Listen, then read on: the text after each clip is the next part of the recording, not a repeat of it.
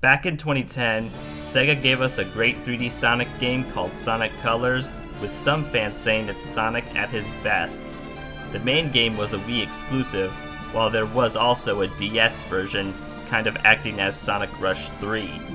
A little more than a decade later, the more popular version got an Ultimate remaster on 8th and 9th gen consoles.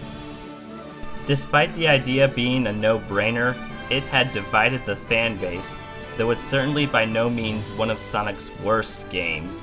So after playing it myself at long last, I thought I'd go over both the interests and issues within. Better strap in your seatbelts, since this will be a fast and colorful ride, and we're taking off now. Hey, I'm Owen the Fictionboy, and here's my good thing bad thing jig on Sonic Colors Ultimate. Good thing. The game is now in full HD as well as 4K and runs at 60 FPS, since the original Wii game couldn't exactly get such quality. Bad thing. At least that's what you get for the PlayStation, Xbox, and PC versions, while the Switch version has 720p quality running at 30 FPS. Good thing. You can customize controls if you like having moves such as jumping, boosting, and using wisp powers at specific buttons. Bad thing. But why can't we have full customization? Like, I would rather use the shoulder buttons or triggers for quick step rather than the analog stick. Good thing. The park tokens you collect can be used for purchasing profile icons, gloves, shoes, boost, and Aurora. I'd like to get the feeling of playing as Movie Sonic. Bad thing. I appreciate the icons for other Sega properties, but one Sonic character that didn't get an icon was Rouge. Come on, she's the hottest Sonic character. Good thing. The story may still not be that great, though there's no denying that this line from Sonic was a total gem. No copyright law in the universe is going to stop me. Bad thing. Then there's the not-so-funny fourth wall break Sonic made about telling the audience he'll just refer to the Wisps as aliens. I imagine we were all like, really? Good thing. The Rival Rush is a nice addition. Racing Metal Sonic is quite a challenge, as winning is satisfying, and you lose if you fall, die, or Metal beats you to the goal. Bad thing. Yet there are only 6 stages where you can do that, one for each planet except terminal velocity. Can't there be at least 3 races per planet? Good thing. Finding Red Star Rings convinces us to explore different routes for each level, and you need them to unlock the Game Land stages where the Chaos Emeralds are. Bad thing. Super Sonic can be hard to control. Infinite boosting is nice, but moving as him and disabling color powers throws off the gameplay a bit. Good thing. The levels in the game look a lot prettier than they did in the Wii version. Starlight Carnival is a great example, as all the lights shine brighter than before. Bad thing. Can't exactly say the same about the cutscenes, as even on the most powerful consoles, there are some instances where it feels like you're watching the story with Wii graphics. Good thing. Despite this boss getting reused for Lost World and Forces, the Nega Wisp armor is an epic final boss battle, especially with the orchestrated version of Reach for the Stars. Bad thing. Every other boss has a twin, meaning originality didn't come to mind when making them. Refreshnator is Spiky Rotatatron, Admiral Jelly is Captain Jelly underwater, and Frigate Scullion is Harder Frigate Orkin. Off-topic thing. Disney Plus has recently removed the Group Watch feature. It was mainly made for family and friends to watch content together even when they're apart. And while the pandemic isn't so big now, it's still sad they got rid of something that made their streaming service shine. Good thing. As with the majority of Sonic games, the soundtrack is dope. Reach for the Stars is an absolute banger, and there are even remixes of the tunes you grew up listening to. Bad thing.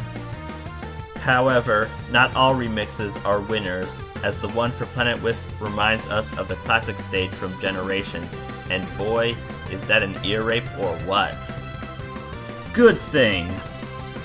Many of the levels are a blast to play, such as drilling through cake, riding on galactic pathways that are made as you move, and hopping on skeleton roller coasters. Bad thing. Some levels are too simplistic, as some are just bouncing on moving trampolines, pressing buttons while quick-stepping to defeat motobugs, going from one set of conveyor belts to another set, you know what I mean? Good thing! The Sonic Simulator at Gameland is an interesting idea for special stages. I also admire how each stage color is based on the color of the Chaos Emerald that you'll get. Bad thing. If that's the only way for co-op, then I don't see the point of having it in the game at all, since there's no difference between playing the special stages alone or with a friend. Good thing! Replacing the lives with Tails saves gives Tails a much greater importance of a role in the story, so he's doing more than trying to translate the wisps with his translation device. Bad thing. That also kind of takes away the game's difficulty, as most pits you fall out of, Tails will just take you to the last surface you were on. You may never get a game over because of this. Good thing. A small detail I noticed is that the egg pawns have different costumes depending on the level, like chef hats and whisks at Sweet Mountains, samurai helmets and swords at Aquarium Park, and construction hats and pickaxes at Planet Wisp. Bad thing. How come some stages end with you freeing wisps, while others have the traditional giant rain? That's an inconsistency if I ever saw one. Good thing. Wisps are a unique game changer. My favorites would be the Cyan Laser, having you travel at light speed, the Orange Rocket making you fly sky high, and the Jade Ghost, traversing in spooky style. Bad thing. Not really a fan of the uncontrollable Purple Frenzy. Why is the Spin Dash mapped to the pink spike, and same with the Lightspeed Dash for green hover.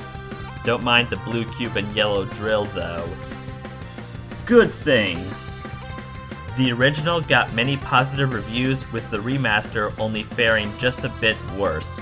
Everything Ultimate did better than the Wii version would be convincing enough for fans to give it a go, and maybe in the future, we could get remakes or remasters of other 3D Sonic games like the Adventure Duology, Unleashed, and Generations. Bad thing.